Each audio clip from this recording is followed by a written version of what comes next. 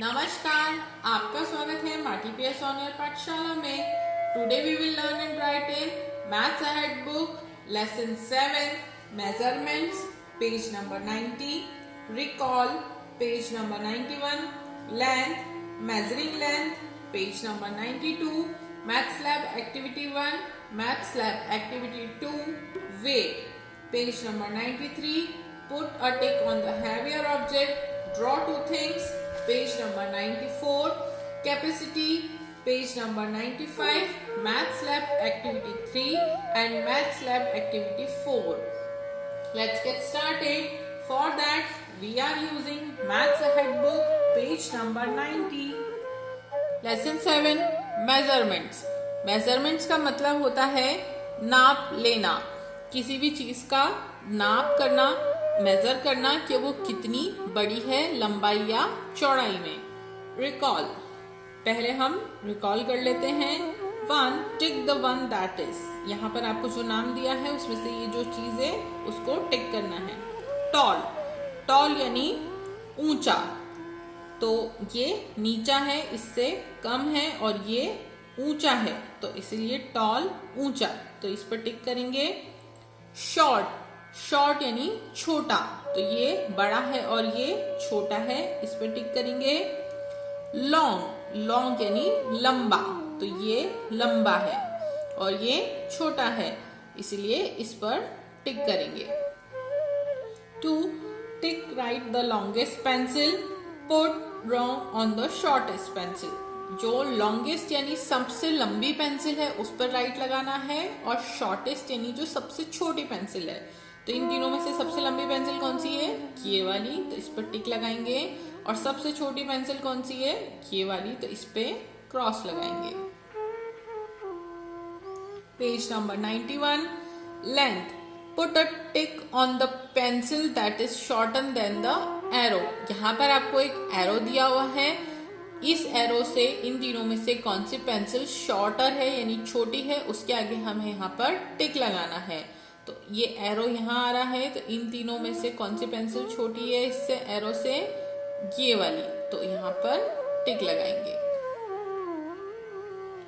Draw an arrow longer than the pencil, इस pencil से बड़ा, लॉन्गर यानी लंबा एरो हमें यहाँ पर बनाना है, तो उसके लिए हम यहाँ पर स्केल का यूज करेंगे। तो पेंसिल से लंबा एरो बनाने के लिए स्केल रखी और इसको प्रेस करके हमने पेंसिल से स्केल के ऊपर लाइन ड्रॉ करना है, और पेंसिल यहाँ तक आ रही है, इससे हमें लॉन्गर बनाना है, तो ये यहाँ तक बनाया और ये हटा के ये एरो बना दिया। Draw an arrow shorter than the pen, ये जो पेन है इससे शॉर्टर यानी छोटा एरो बनाना है, तो ये स्केल को रखा है यहाँ पर,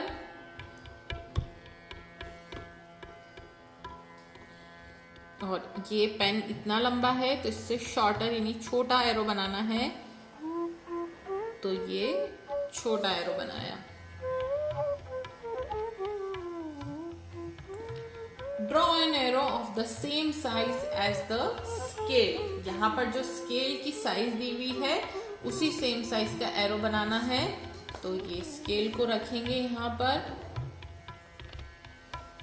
और जहां से स्केल चालू हो रही है और जहां खत्म हो रही है वहां तक का एरो हम बनाएंगे।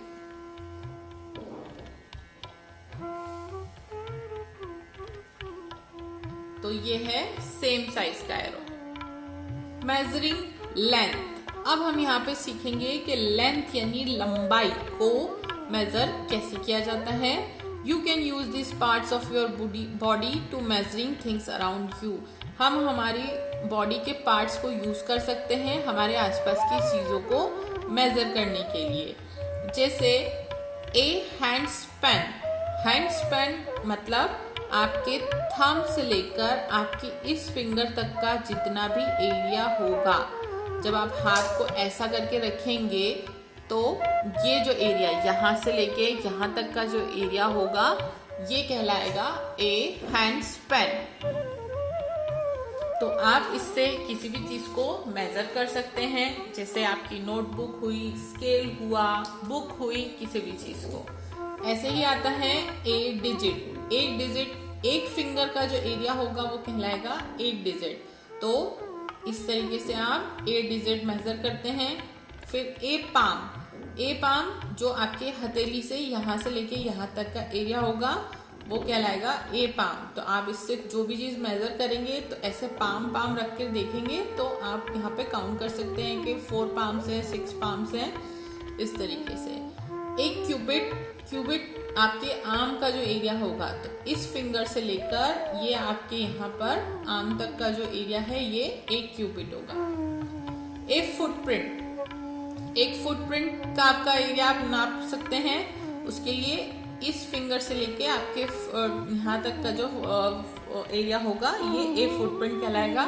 इससे हम फ्लोर मेजर कर सकते हैं या और कोई चीज भी मेजर कर सकते हैं। ए पेस, ये फर्स्ट फुट से लेके जब आप चलते हैं तो ये फर्स्ट फुट का यहाँ पे आपको टो से लेके ये यहाँ तक जहाँ पे आपका दूसरा फिट आएगा चलने के लिए पैर आता है दूसरा आपका फुट, तो यहाँ पर ये एरिया कहलाता है a pace. Page number 92। Arun is using his cubit to measure the length of the table.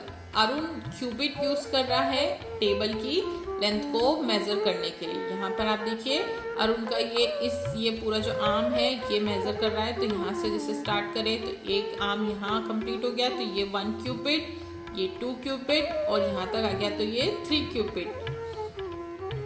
Sarah is using her handspan to measure the length of the laptop. Sarah जो है वो लैपटॉप की लेंथ मेजर करने के लिए क्या use कर रही है? हैंडस्पैन। हैंडस्पैन मतलब आपके हैंड का थंब से लेके लिटिल फिंगर तक का एरिया जो भी है वो हैंडस्पैन, 1 हैंडस्पैन कहलाएगा। तो 1 हैंडस्पैन और 2 handspan. Mohan is using his footprint to measure the length of the room. Mohan अपना फुटप्रिंट यूज कर रहा है रूम की लेंथ मेजर करने के लिए। तो ये यहाँ से चला तो 1 फुटप्रिंट, 2 फुटप्रिंट, 3 फुटप्रिंट, 4 फुटप्रिंट, इस तरीके से आगे जहां तक जाएगा उतने फुटप्रिंट्स का लेंथ हो जाएगा रूम का। Math lab activity 1।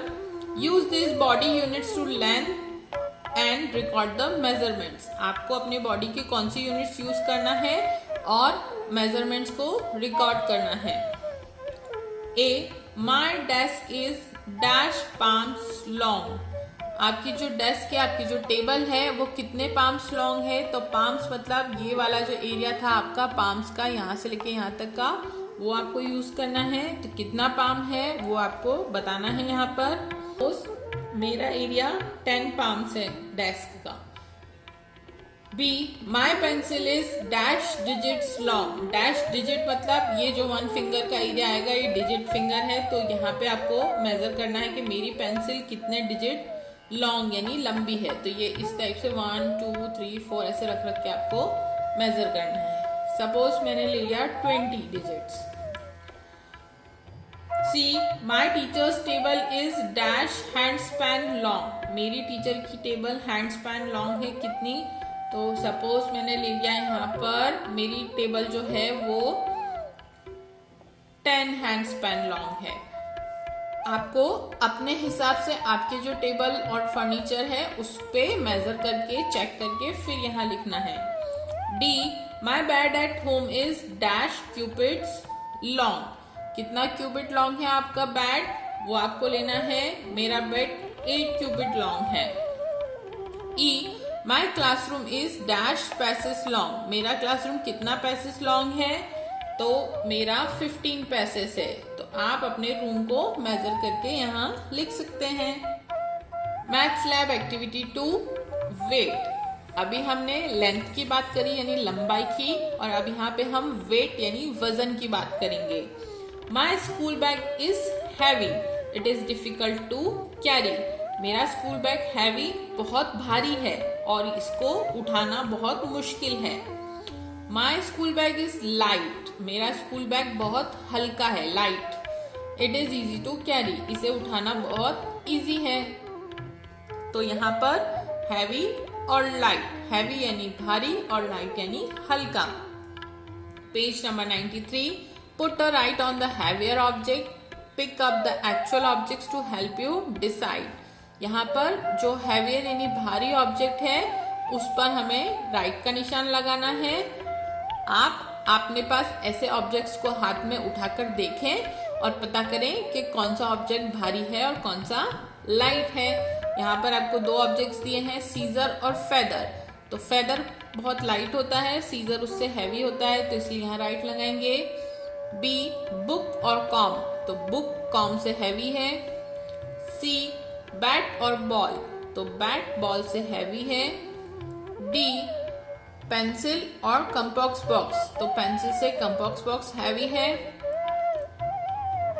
ई, 1 मैंगो और 4 मैंगोस, तो 1 से 4 मैंगोस हैवी होते हैं। मोबाइल और टैबलेट, तो tablet is more heavier than mobile. G, coin और calculator, calculator is more heavier than coin. H, table और चेयर, टेबल साइज में बिग होता है इसीलिए वो ज्यादा हैवियर है चेयर से। Draw 2 things that are lighter than a brick, एक ब्रिक यानी एक ईंट से हल्की जो दो चीजें होती है वो आपको यहाँ पर ड्रॉ करनी है।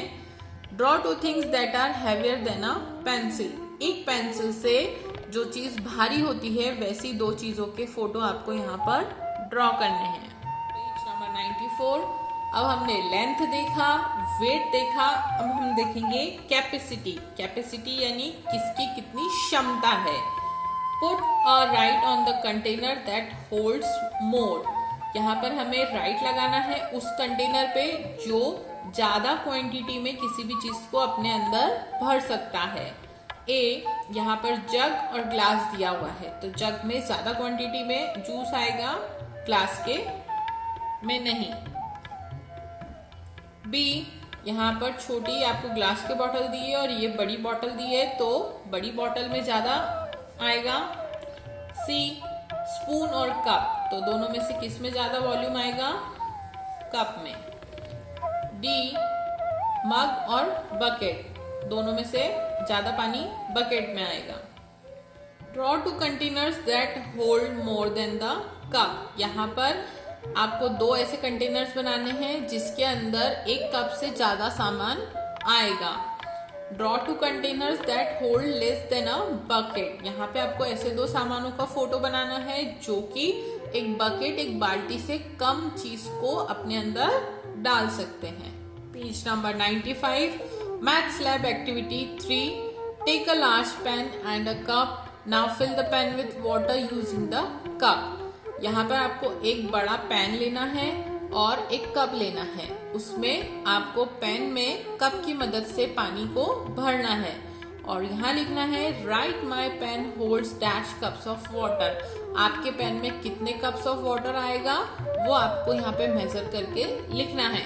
जैसे मेरे पेन में 5 कप्स ऑफ वाटर आया है।